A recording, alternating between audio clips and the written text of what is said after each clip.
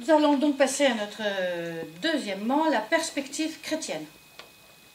La perspective chrétienne, je la compare toujours à une lampe de plafond par rapport à une lampe de chevet. Je suis dans ma chambre, je lis, et ma lampe de chevet me suffit. Mais évidemment, elle n'éclaire pas toute la pièce. J'allume mon plafonnier, rien dans ma chambre n'a changé, mais l'éclairage est beaucoup plus important. Et c'est ce que va, évidemment, d'un point de vue intellectuel, apporter la révélation. Alors, si vous voulez, la révélation, c'est très simple. Cette sagesse qui fait crier de joie Socrate, nous lui mettons un nom. Cette sagesse, c'est la loi éternelle, c'est-à-dire la sagesse divine qui conserve sa création. Voilà. Dieu a créé un cosmos harmonieux qui est bon. Et dans ce cosmos, il y a un petit être qui est choyé par Dieu, qui est privilégié, qui est l'être conscient, à qui Dieu ne donne pas d'instinct, à qui Dieu ne donne pas de vêtements, à qui Dieu ne donne pas d'outils, lui donne des mains pour créer ses outils. Donc Dieu crée une capacité extraordinaire chez l'homme. Sauf que regardez celui-là qui est en rouge avec des éclairs et des flammes. Il va jouer, il va tout troubler dans cet ordre. Donc, la loi éternelle, sagesse divine. Cette loi éternelle, elle se voit dans le cosmos, mais elle se disperse, elle infuse dans la conscience humaine. Et donc, la loi naturelle que l'homme est capable de s'approprier est diffusée justement par la sagesse divine, et c'est à la lumière de la loi éternelle que nous pouvons diriger notre agir. Et c'est ce qu'on appelle un peu en théologie, ne m'en demandez pas plus, je le mets juste là pour faire bien, la synthérèse. Voilà. Cette faculté d'avoir les premiers principes de l'agir pour se gouverner bien. Mais il est là, lui. Il est là. Il affole notre concupiscence et il obscurcit notre conscience. Alors, vous voyez, je lui ai mis des flammes, il sent le souffle. Et c'est une catastrophe, le péché originel. Mais une catastrophe. Et on ne peut rien comprendre à la morale et à la politique si on ne fait pas appel à cette notion du mystère du péché originel.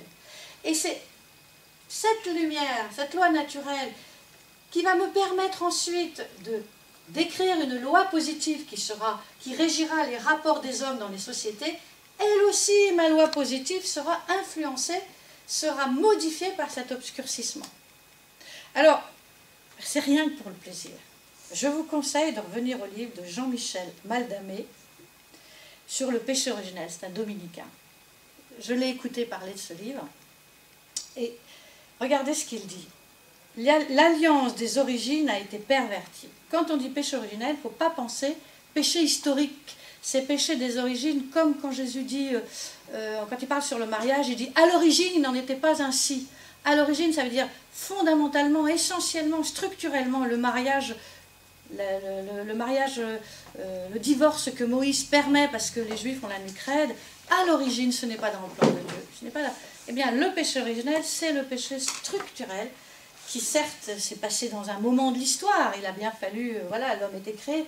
Mais il faut comprendre ça comme le péché radical, essentiel, qui est finalement une perversion de l'alliance première. Alors voilà, moi je vous le livre, c'est rien que par plaisir.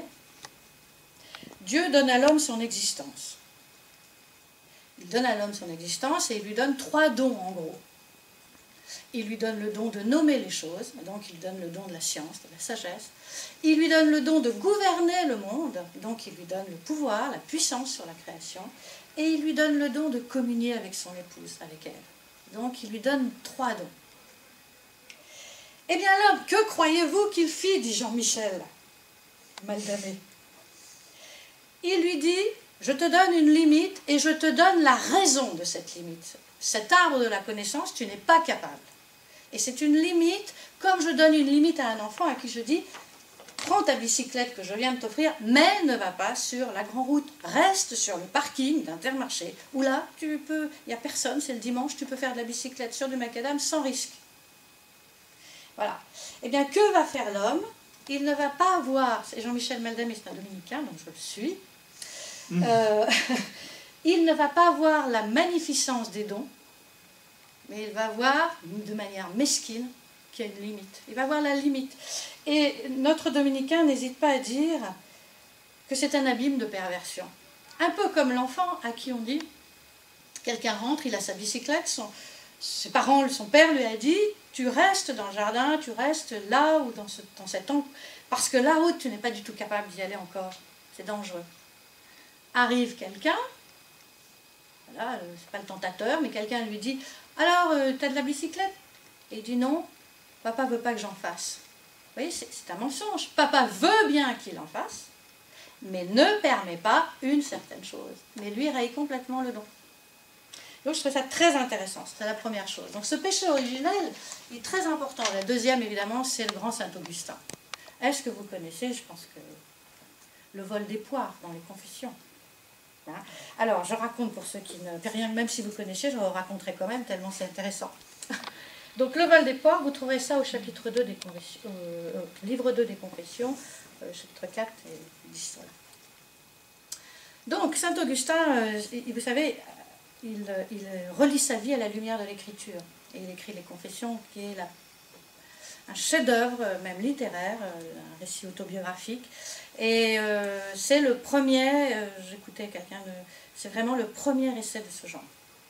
Alors, Saint-Augustin relie sa jeunesse et à 15-16 ans, vous savez qu'il est en concubinage dès l'âge de 16 ans, qu'il a mené une vie désordonnée, désorganisée, et il ne s'agira que vers la trentaine. Donc Saint-Augustin dit, j'étais avec des vauriens, alors je reformule un peu de manière... j'étais avec des vauriens, comme très souvent d'ailleurs, je faisais rien, et à la fin de la nuit, eh bien, je passe près d'un poirier qui ne m'appartient pas évidemment, qui est dans un champ, avec une propriété privée, et ce poirier est bourré de poires, et ces poires sont mauvaises. On les vole toutes. Et pourquoi les voler puisqu'elles sont mauvaises? Et pourquoi les voler toutes? Une fois que vous en avez goûté, on les vole toutes.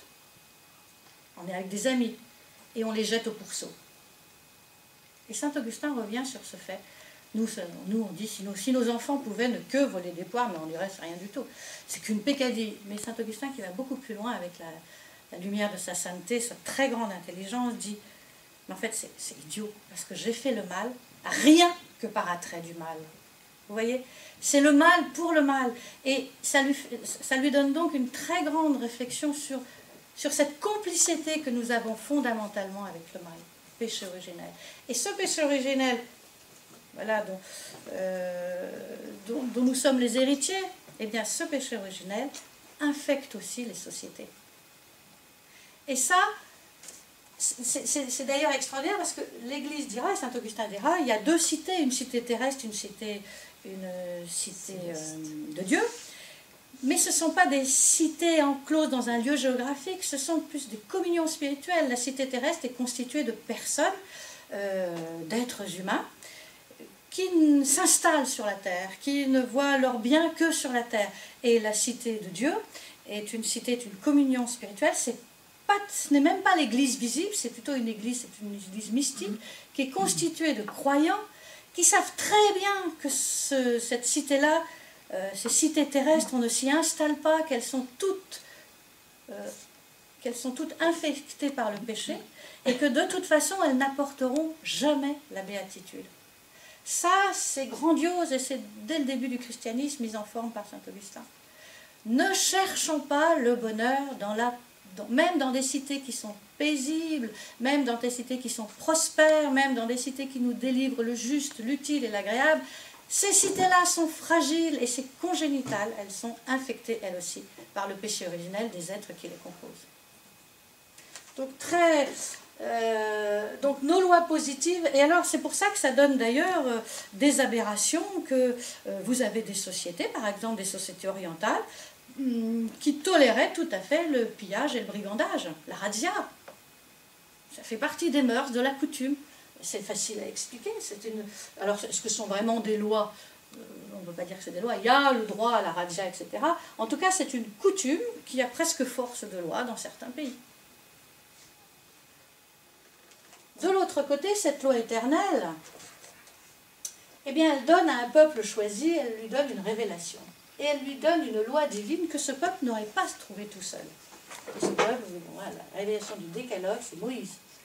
Et cet Israël, ce peuple juif, eh bien, dans l'histoire, et donc je rappelle que Saint-Augustin est le premier à avoir pensé une théologie de l'histoire avec un développement, une maturation.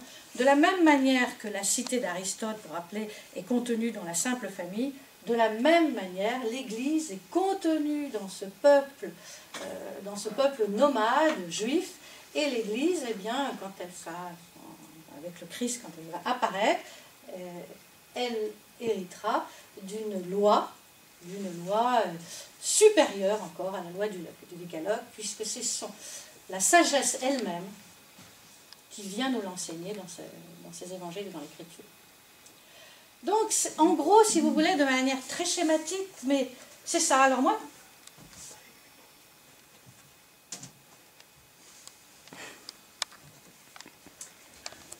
vous comprenez, quand j'avais 20 ans et qu'on m'a expliqué tout ça, là j'étais en licence,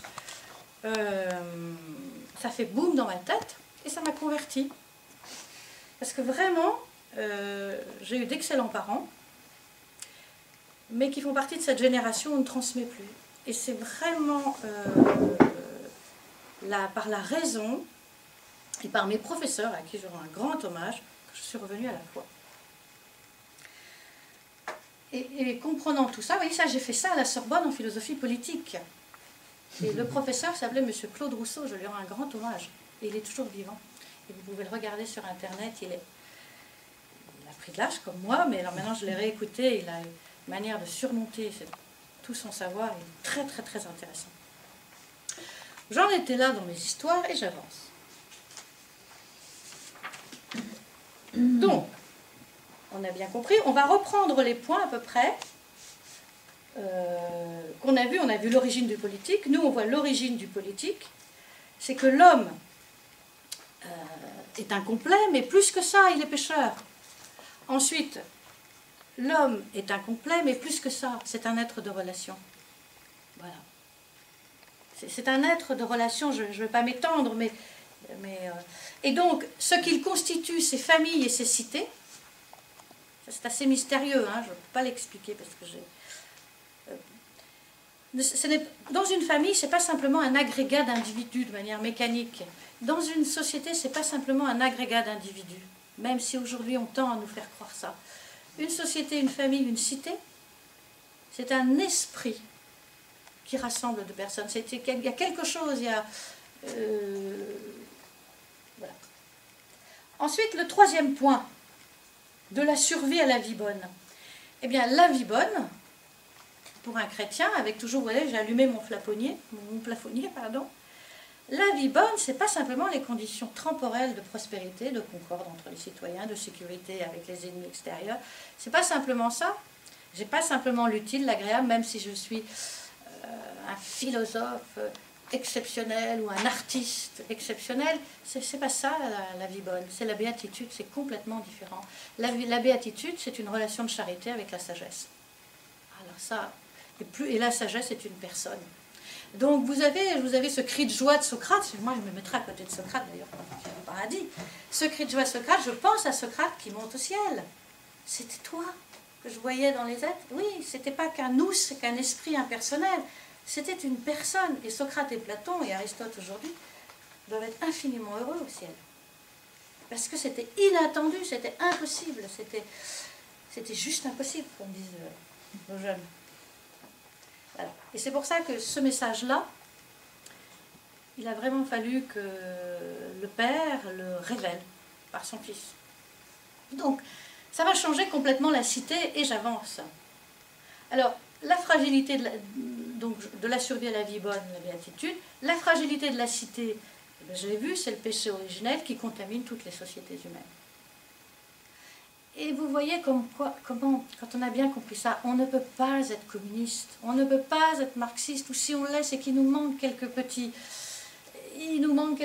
apports. On peut l'être un homme très sincère, très courageux, voilà, avoir une valeur, mais fondamentalement, ça ne marche pas avec le christianisme. Il n'y a pas de possibilité de bonheur définitif sur Terre. Et la pire des hérésies, c'est de s'y installer. Admirable texte de Tocqueville qui voit dans le danger des démocraties, je le citerai peut-être un peu plus tard, le danger des démocraties molles où on a tout ce qu'il faut et on oublie son appel surnaturel. historique de cette perspective, on va pouvoir sortir nos mouchoirs, la modernité. Et oui. Et oui. Alors évidemment, vous comprenez bien que j'ai fait un choix arbitraire et je vais être schématique et simplificatrice parce que je suis au niveau d'une description de philosophie politique et j'ai bien conscience que la vie échappe. C'est-à-dire que, vous voyez, on aura... Maximilien Marie nous dira que le 19e siècle a été un siècle admirable. Moi, je l'attends, là. Et parce que j'en ai pas encore la preuve, mais je vais changer du tout au tout le 4e jour ou le 3e jour. Vous voyez, donc j'ai bien conscience que je vais être schématique. Pour être tout à fait honnête, je m'appuierai sur des textes. Ouais. Donc le premier changement, j'ai choisi, hein, le père François Daguet, le père François Daguet a écrit une conférence qu'on peut trouver dans la revue Thomiste et l'acheter sur le meilleur régime politique, c'est Saint Thomas. Alors j'ai été un peu fouinée, on pourra en reparler si ça vous intéresse, mais j'ai été fouinée. Et j'ai bien remarqué, donc il parle des régimes, voilà, comment la Genèse, etc., quand Saint Thomas y a cherché. Alors c'est un grand érudit, c'est une conférence solide, hein, trappe, on disait nous chez nous, c'est trappe. Donc ça veut dire trapu, quoi, solide. Et alors j'ai quand même observé deux petites phrases qui m'ont enchanté et qui rejoignaient en effet la grande question que je me pose et que je vais développer ici. Il parle à un moment, il dit oui, à cette époque-là, le nominalisme a tout bouleversé. Qu'est-ce que c'est que le nominalisme? Le nominalisme, en gros, c'est une philosophie qui met en doute la capacité de l'intelligence à saisir les intelligibles. C'est-à-dire quand je dis l'homme est un animal raisonnable, moi quand je vous dis ça, aristotélicienne et thomiste, je dis, vous savez ce que je dis là, c'est très important, c'est une structure, c'est-à-dire que le petit chinois là, au fin fond de son petit village qui est en train de... Il est un animal raisonnable parce que la structure de l'être, c'est d'être animal raisonnable. Et les nominalistes, ils me disent, c'est que des mots, tu n'en sais absolument rien. Si vraiment ce petit chinois est un animal raisonnable, tu t'es habitué à penser qu'il était animal raisonnable. Et aujourd'hui, je vous raconte quelque chose que j'ai vu pas plus tard qu'hier. Je vous donnerai les références précises si ça vous intéresse. Un plateau de télévision. 4 responsables d'associations homosexuelles. 4 hommes responsables d'associations homosexuelles. Le journaliste démarre, donc on va, parce que vous savez, il y a eu, maintenant ça s'appelle la gay fierté, quoi, la marche des fiers. Bon. On veut faire un bilan de ce qui se fait, de l'état de l'homophobie en France, etc., des avancées. Vous allez voir, mais comment ce que je vous dis sur la philosophie, ça se ramifie dans notre concret, dans notre quotidien le plus proche. Donc c'est tout récent, hein, cette interview. Le présentateur, il est évidemment à fond pour l'ouverture, la tolérance. Mais tolérance, la tolérance au très grand sens du terme, c'est-à-dire que l'homosexualité est une voie parmi les autres pour être heureux. C'est ça la grande tolérance philosophique, c'est une voie parmi les autres pour être heureux. Donc il dit alors, bonjour un tel, bonjour un tel, bonjour un tel. Je suis tout de suite frappée, il n'y a pas de femme sur le plateau. Comment ça se fait? Donc il n'y a pas de représentante féminine qui a accepté de venir parler de l'état de l'homosexualité en France dans l'émission. Pourquoi?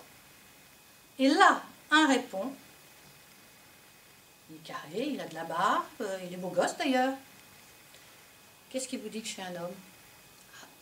Qu'est-ce qui vous dit que je suis un homme? Alors, on reste scié. Alors le journaliste, le journaliste qui pensait vraiment être dans l'ouverture la plus totale, dit votre apparence, et voilà. Vous en êtes au niveau des apparences et des préjugés. Alors le journaliste dit, mais vous vous définissez comment? Comme un être binaire, de genre masculin. Un être binaire. Ce n'est plus un animal raisonnable, sexué. C'est un être binaire. C'est-à-dire que, au fond, vous voyez, on est vraiment, mais ça c'est l'aboutissement de la modernité, et je vais vous expliquer à travers certains philosophes que j'ai choisis, comment on en est arrivé là, du moins comment les idées ont évolué vers ça. Mais je reconnais cette partie schématique, arbitraire, j'ai choisi certains philosophes et pas d'autres, mais parce que parce qu'il faut finir à 11h15. Donc, je suis absolument justifiée. Alors, Machiavel, eh bien, Machiavel, qui est Machiavel? Alors là, je vais prendre mes notes, parce que quand même, que ça soit sérieux, mes histoires. Donc, Machiavel.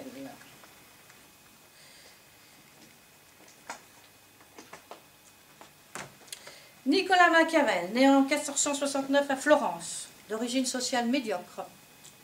Il ne pourra jamais prétendre à un rôle politique majeur. Pourtant, ses fonctions administratives et diplomatiques au service de la République de Florence le mettent en contact avec les réalités politiques de son temps. L'Italie de la Renaissance est composée d'une multitude d'États qui sont admirés pour leur créativité artistique, pour leur dynamisme économique, mais qui sont affaiblis aussi par des guerres incessantes. Et l'Italie, en plus, à cette époque-là, est le lieu où se combattent les grandes puissances. Donc l'Italie, non seulement ils se font la guerre pour des hégémonies, pour avoir plus de puissance commerciale, parce qu'ils sont sur la... Voilà. Non seulement ils se font la guerre pour leurs propres intérêts matériels, mais les grandes puissances qui sont l'Italie, la France, l'Espagne, l'Autriche, le Canada, se font aussi la guerre. Donc vous voyez, c'est quand même... ça craint quoi en Italie. Et j'ai dit ça parce que c'est très important. Machiavel a assisté au sac de Pise en... je ne sais pas exactement. Et au sac de Pise, en une nuit, ont été égorgés et passés par les armes environ 4000 hommes. Et lui, il a assisté à tout ça. Quand vous assistez à tout ça, est-ce que vous avez encore confiance en la nature humaine? Vous voyez? Et donc Machiavel, et ça j'ai trouvé cette idée géniale chez Pierre Manant, il s'appelle Pierre Manant, vous savez qu'il a écrit je vous le dis, si vous ne le savez pas, il vient d'écrire un bouquin sur la loi naturelle.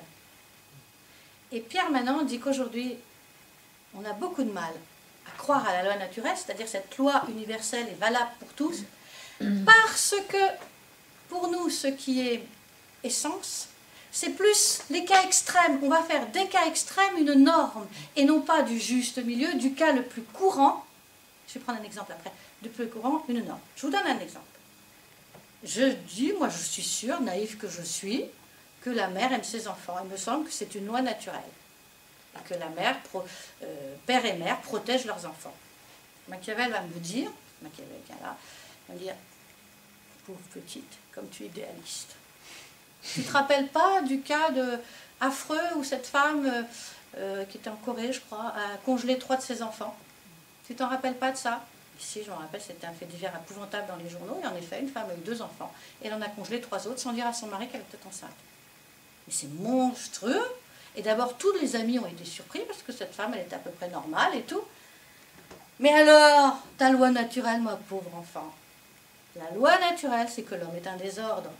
Et tu t'appuies, toi, sur ce que tu crois, voilà, parce que tu es habitué à avoir des mères dans ton milieu privilégié, avec tes parents et tout, tes cousins, tes cousines.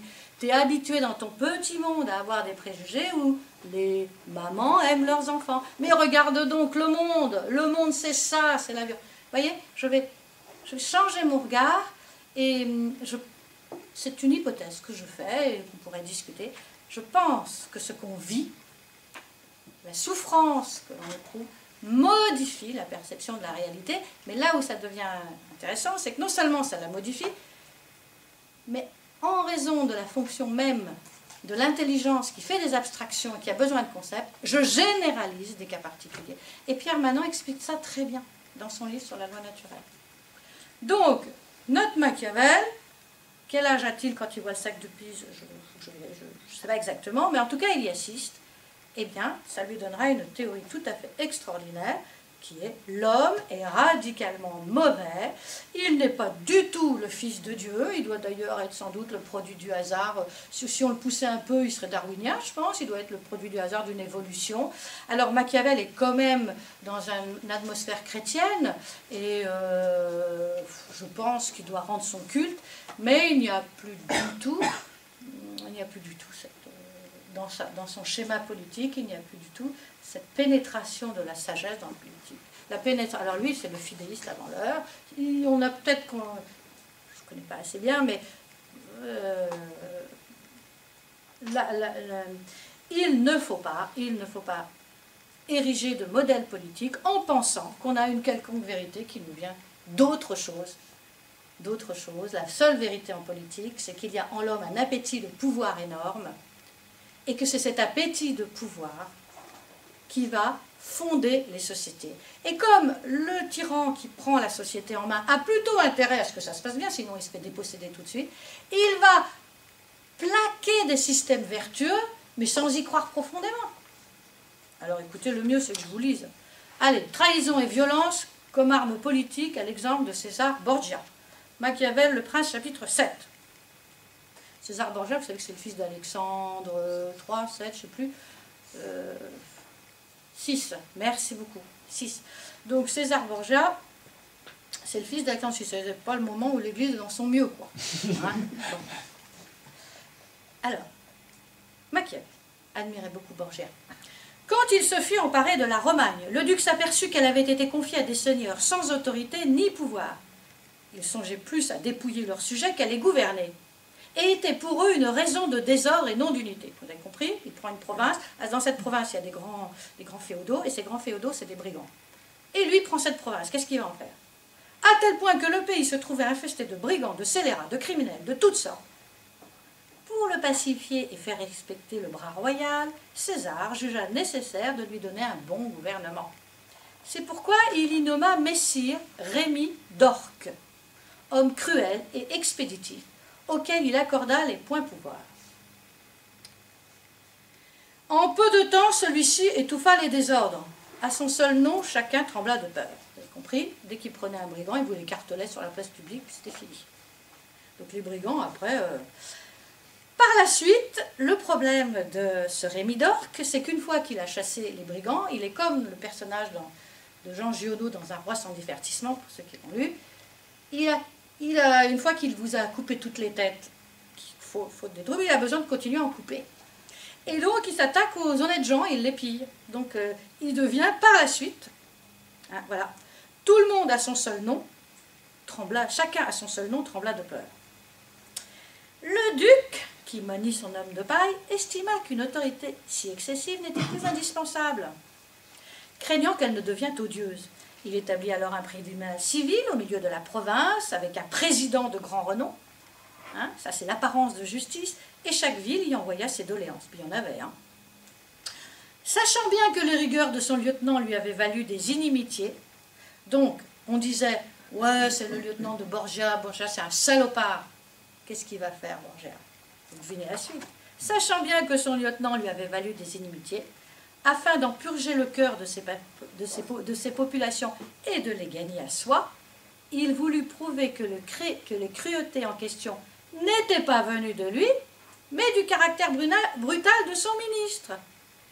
Ayant ensuite bien choisi son lieu et son moment, il fit un matin à Cesena écartelé et exposé sur la place publique, avec à ses côtés un morceau de bois et un couteau sanglant. Il le fit écarteler dans une mise en scène grandiose. Un spectacle aussi féroce remplit les populations en même temps de stupeur et de satisfaction. C'est très fort, bravo Borgia. Pour Machiavel, Machiavel était en très grande admiration de Borgia. Pour Machiavel, je continue, la nature humaine qui est matière première de la politique, vous vous rappelez, le fondement du politique, c'est comment organiser une société libre.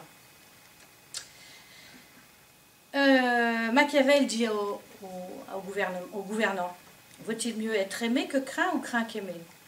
Moi je réponds que les deux seraient nécessaires.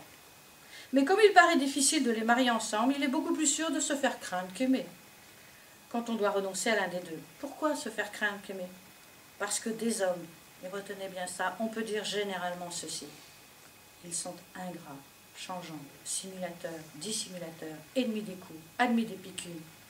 Tant que tu soutiens leur intérêt, ils sont tout à toi.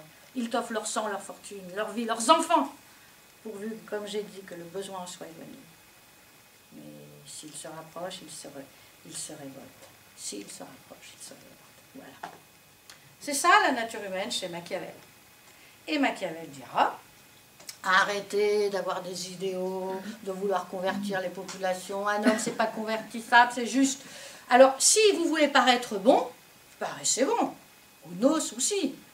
En réalité, vous n'êtes pas bon, vous ne suivez que votre intérêt. Et votre intérêt, ne vous le cachez pas, c'est un désir de pouvoir. Pouvoir, vous savez, agir sur les âmes, manipuler les âmes, génial. Voilà, avec Machiavel, c'est chouette, hein. Alors maintenant, quand même, vous savez, je craque. Je craque. Voilà un modèle qui va me réconforter. On est dans la modernité. Ben, le modèle, ça se passe au Moyen-Âge, c'est Saint-Louis. Saint-Louis, on va l'appeler Louis IX, parce qu'on est en politique et que je veux montrer ça comme un fait politique. Un fait politique influencé par une morale chrétienne. Alors Louis, à 28 ans, il a été remarquablement élevé, je retrouve un peu ses dates, c'est 1200... Ce que je vais vous raconter, ça se passe en 1248. Et lui, il est né en 1200... Pour avoir 28 ans, quoi, vous m'embêtez pas. 1242, je crois que c'est plutôt ça, la bataille de Taillebourg. Bon, enfin bref, vous m'embêtez pas, il a 28 ans. Après, si vous voulez, si vous pinaillez, j'ai toutes les dates. Hein, mais sur ma fiche, je ne sais plus où elle est. Bon. Alors, notre Louis, il a 28 ans. Sa mère l'a remarquablement élevé. En fait, c'est un roi saint, déjà. Vous savez qu'on le sait par des indiscrétions de son confesseur, mais il se donne la discipline. Et que souvent, Joinville, son conseiller, lui dit « Sire, habillez-vous comme un roi, pas comme un moine. Sire, allez danser. Sire !» Et que ben, Louis, c'est un contemplatif. Mais c'est un contemplatif qui fait son devoir d'État et qui a mission de roi et qui le sait très très bien et qui sait très bien qu'il est chargé par Dieu sur la terre d'apporter la concorde, la prospérité pour que les citoyens puissent faire leur salut éternel. Ça, pour Louis, c'est très clair. Donc, voilà Tipa que les grands féodaux qui lui ont prêté, qui sont donc ses vassaux, lui est suzerain de ces grands féodaux, ils ont une certaine autonomie dans leur comté ou leur duché ou leur marquisat. Ils ont une certaine autonomie, mais en cas de grande décision, ils en réfèrent à Louis et ils lui obéissent. Eh bien, il y en a un qui s'appelle le comte de la Marche. Ce salopard, il envoie sa femme à la cour, enfin, il l'envoie. Elle est là et toujours est-il, il y a une tentative d'empoisonnement qui est déjouée, mais enfin, et qui est un petit peu déjouée, un peu étouffée sous silence parce que ça ferait scandale. Donc déjà, sa femme a été diligentée pour l'empoisonner. Puis le comte de la Marche, s'alliant à Henri III de Plantagenet, vous savez, les Anglais, il y a eu une première guerre de 100 ans et une deuxième, parce que en raison des cousinages européens, il y avait toujours quelque chose qui leur revenait, et ils auraient bien aimé s'installer en France. Et Louis dit, ben non, je suis désolé, la France c'est la France, l'Angleterre c'est l'Angleterre, donc mon cher cousin, tu repars chez toi. Seulement, pour lui dire tu repars chez toi, il faut prendre les armes. Parce que c'est pas comme ça. Le comte de la Marche, qui a fait comment ça s'appelle, soumission avec soumission, se bat contre Louis, et Louis, en 2 jours, la bataille de Taillebourg en Charente, et ensuite à Saintes, en 2 jours, il vous défait tout ça, de manière héroïque. C'est un roi, c'est-à-dire qu'il n'est pas à l'arrière en disant vous faites ci, vous faites ça, comme ça, il a décidé du combat, et il y est, au fond. Donc c'est un roi victorieux à 28 ans. Il a de la Marche dans sa main. De la Marche, il est traître. Il est traître. Il ne mérite que la mort. Et personne broncherait. Il va lui pardonner. Qu'est-ce qu'il dit, Machiavel? Il va lui pardonner. Machiavel dit c'est un sot. Mais non, après vous allez voir, il va récupérer. Et comme il lui pardonne, tous les seigneurs qui se sont coalisés avec le comte de la Marche disent quand même, si nous aussi on faisait soumission au roi, on ne déchoirait pas. Et ils vont faire soumission au roi en raison de sa de sa magnanimité. Il arrive à toucher les consciences, et c'est ce que je vous dis, moi je vous raconte un peu romancé, mais c'est un fait politique historique. Et ça va donner à Louis une puissance diplomatique extraordinaire, puisqu'on l'appellera ensuite, dans toute l'Europe, pour être juge, sur des affaires où il n'a pas forcément d'intérêt. On dit, ben, on va demander au roi Louis de France. Quand on avait des querelles d'héritage, de succession, des querelles de revendication sur un duché. Ça, c'est la première chose, l'admirable. Machiavel dirait, mais Louis, il est machiavélien, il a fait le bon, pour ensuite tirer, regardez, parce qu'il est très intelligent, il savait que ça lui apporterait du profit. Vous voyez, je peux tout réinterpréter. Mais la soumission des autres grands féodaux, des barons, comme on disait, ne s'explique pas ainsi quand vous êtes fidèle aux faits. Elle s'explique parce que quelque chose dans leur conscience reconnaît la magnanimité devant laquelle on doit s'incliner. Donc ça, c'est très anti-machiavélien. C'est très beau. Et la deuxième chose que fait Saint-Louis, c'est que ce Plantagenet, quand même, c'est un peu... il est roi, il a des prétentions. Ce Plantagenet, comme il est battu à plate couture, hein, eh bien, il demande 5 ans de trêve. 5 ans de trêve que Louis lui accorde. Alors vous allez voir comment ça se finit, c'est admirable. Louis part en croisade, il revient de croisade, donc il va se passer, entre ces 5 ans de trêve, 1242, il va se passer 10 ans. Il se trouve qu'Henri III de Plantagenet, ayant une famille française, il y a une nécropole à l'abbaye de Fontevraud où il y a ses ancêtres. Et il voudrait leur rendre hommage. Et Louis, devant ce mobile qu'il trouve bon, haut, digne, lui dit « Je vous permets de revenir en France ». Et comme il est à Fontevraud et que le roi est à Paris, et qu'on approche de Noël, Louis dit au roi Henri III, je crois que Plantagenet lui dit « Mais venez donc passer Noël avec moi ». Henri III vient passer Noël avec Saint-Louis. Et ils deviennent amis. Ils deviennent amis, c'est la grande réconciliation. Et en signe d'amitié, vous savez quel cadeau fera Saint-Louis? Il lui offrira l'éléphant que le sultan d'Égypte lui avait offert pendant sa croisade. Vous voyez? Et c'est extraordinaire. Mais alors, Machiavel, parce qu'il va s'entêter, me dira, mais tout ça est calculé, joué. Mais nous dirons, mais voyons les faits. C'est le fruit de la grâce. La réconciliation des ennemis, c'est du même ordre que Sainte Maria Goretti, qui meurt 2 jours après avoir été poinçonnée par son pauvre voisin là, fou, et qui lui pardonne. C'est du même ordre. C'est du même ordre. Il y a quelque chose de là qui dépasse les capacités humaines. Ok, ça va? Bon, bah écoutez, je continue. Hein. Machiavel, on lui a réglé son compte. Allez. Dernière chose, Machiavel que disait un gouvernant, si tu veux gouverner, tu dois être 2 choses, un lion et un renard. Un lion pour la force, un renard pour la ruse. Et il n'y a que ça de vrai pour des gens qui sont aussi méprisables que les hommes. Donc vous voyez, notre modernité, cet après-midi on aura un texte sur notre modernité politique, où on dit que tout le monde se réclame de Machiavel, elle est quand même fondée sur une conception très pessimiste de l'homme. Deuxième chose, Montaigne. Montaigne, quel est le contexte? Guerre de religion à répétition. 9 guerres de religion il a suivi alors. Montaigne, pareil, il faut que je sois sérieux, je reprends mes notes. Est-ce que je vais la Montaigne?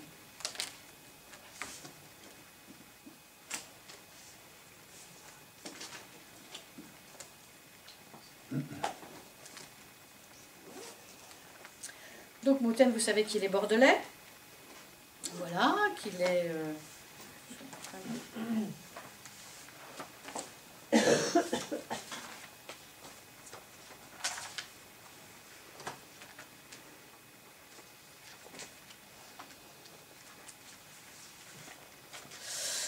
Alors, Michel Esquem de Montaigne, né en 1533 dans le Périgord, son père lui parle le latin dès l'âge de 3 ans. Moi, ça me ravit, ça. Je me suis tellement embêtée à apprendre le latin dès l'âge de... Enfin, dès l'âge de la 6e, quoi, et pour voir ce qu'il en reste, j'aurais mieux aimé dès l'âge de 3 ans. Il prend très tôt le goût au livre en lisant dans les textes les grands auteurs de la tradition classique. À 24 ans, il entame une carrière politique à Bordeaux où il se lie d'une amitié très forte avec Étienne de la Boétie, parce que c'était lui, parce que c'était moi, superbe. Alors, vous avez des... Voilà, bref. Et Étienne de la Boétie, auteur d'un ouvrage aussi très moderne, de la servitude, où il voit le pouvoir, la politique comme un rapport de servitude et non pas un rapport d'obéissance. Étienne de la Boétie meurt l'année suivante, mais ça restera pour Montaigne une lumière dans sa vie. Cette relation privilégiée a eu sa part dans les essais. En 1572, il revient au château familial et y entreprend la rédaction de ses essais qui connaîtront 3 élaborations successives. Voilà. Un voyage en Italie, duquel il tiendra un journal, et puis une dernière fois aux affaires politiques, et le 13 septembre. Voilà. Ça va assez vite, mais en fait, Montaigne a été vraiment un homme politique important. Il a tenté de rapprocher notamment le parti d'Henri IV protestant avec le parti catholique. Je pense que demain, on aura beaucoup de détails historiques sur cette période. Après-demain, pardon. 13 septembre de quelle année? De sa mort, 1592. Montaigne, donc, je l'ai choisi pour parler de son scepticisme.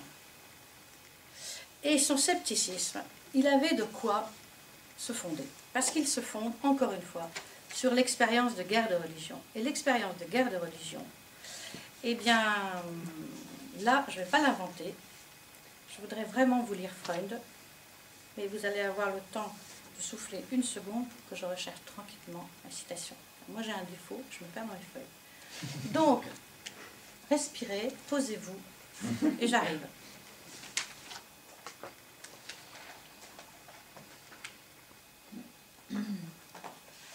Le lendemain des guerres de religion, page 62. Donc,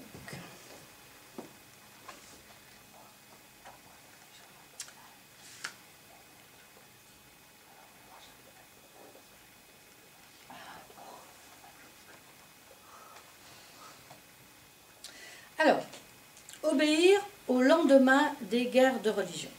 Donc, c'est tout le passage où Freud examine l'essence de l'obéissance. En politique, obéir, c'est se plier à la volonté d'un autre, c'est-à-dire vouloir ce que veut le commandement qui représente la volonté de la collectivité et non de ce que l'individu veut.